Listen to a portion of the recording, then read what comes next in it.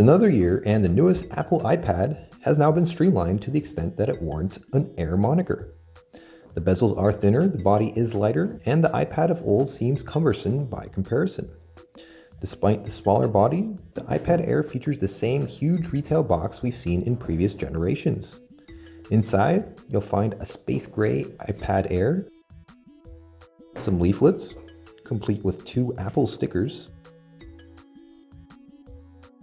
a 2-piece AC adapter, and a Lightning USB cable.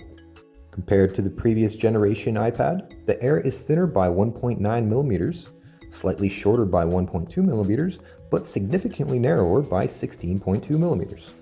Weight has been reduced by a radical 183 grams.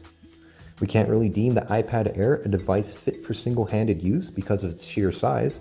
However, weight has been reduced to tolerable levels so you can at least hold the device in one hand without it getting too tired. The front is dominated by the 9.7-inch 1536 by 2048 resolution display that's good for around 264 ppi. That's not exactly retina grade, but for arm's length viewing, we'll let it slide. The LED backlit IPS LCD has great viewing angles, contrast is spot on, and colors are great. There's a 1.2 megapixel front-facing camera above the screen, which we find scandalous given the screen has roughly 3.1 megapixels of resolution. Underneath the screen lies a home button that isn't Touch ID capable. There's nothing on the left side, while on the right there's a 2-piece volume rocker and the silent switch that can also be set to lock screen rotation. The power button is located on the top alongside a 3.5mm headphone jack and noise-reducing microphone. The bottom has the Lightning port in the center, with 2 loudspeaker grills on either side. On the back, we find a second microphone, the mirrored Apple logo, and the 5-megapixel iSight camera.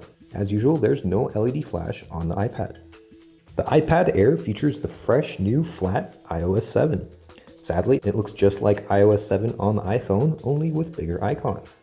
The app grid is still 5 icons tall by 4 wide, which in this case translates to 4 tall and 5 wide, but the dock can still handle 6 icons at a time in either mode. The notification center takes up the entire screen just like on the iPhone, while Control Center takes up only 2 lines from the bottom of the screen. Most apps, however, take advantage of the larger screen diagonal by utilizing split screen mode. Notes lists your notes on the left. The settings menu is divided into. Mail features details on the right, and more. Multi-finger gestures are available on the iPad Air. A 4-finger swipe up will reveal the app switcher, or you can do a regular double tap on the home button. You can also close up to 3 apps at a time. While inside an app, you can switch to other opened apps with a 3-finger edge swipe. Browsing is great on the ample display of the iPad Air. Pages look great, and the big screen estate is easy to work with. Tab support also ensures more productive use.